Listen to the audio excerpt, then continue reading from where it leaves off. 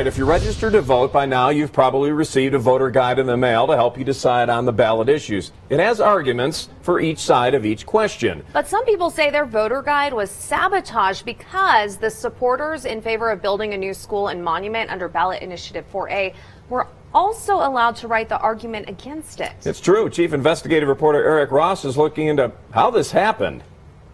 Good evening. What happened here may be seen as dirty politics, but as we discovered, it is not illegal. The voter guide is what people read to help them decide what to vote on. Which is why Derek Arahe was upset when he found out his statement in opposition of 4A was shortened, replaced with summaries written by the opposing party, the people for 4A.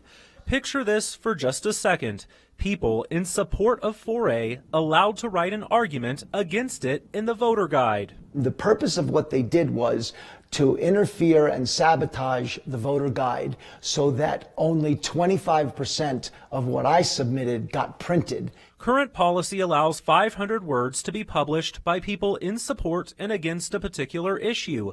Therefore, if one person writes a 500-word argument and no one else submits one, the argument would be published in its entirety. But if 4 people write in, which is what happened in this case, each person is limited to 125 words, which Arahe says wouldn't be a problem, except for the fact that 2 of the people who were allowed to write the anti-bond argument are actually for it.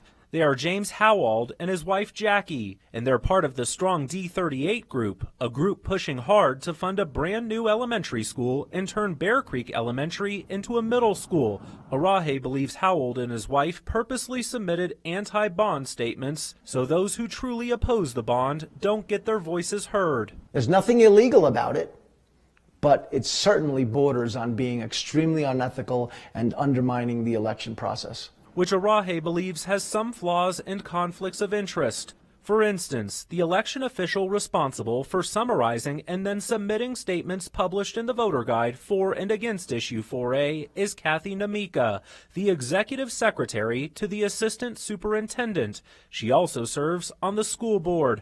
Arahe believes an election official tasked with handling a hot-button school topic should not be directly involved with school operations.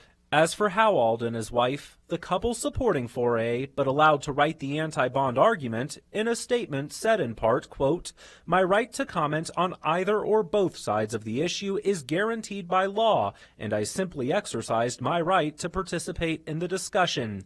What is legally allowed is determined by the state legislature, as I'm sure you know." They took advantage of a loophole in the law to sabotage the voter guide for the people who are genuinely against the bond.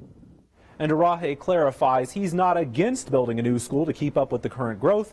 He just doesn't agree with how it's being funded and the cost to taxpayers.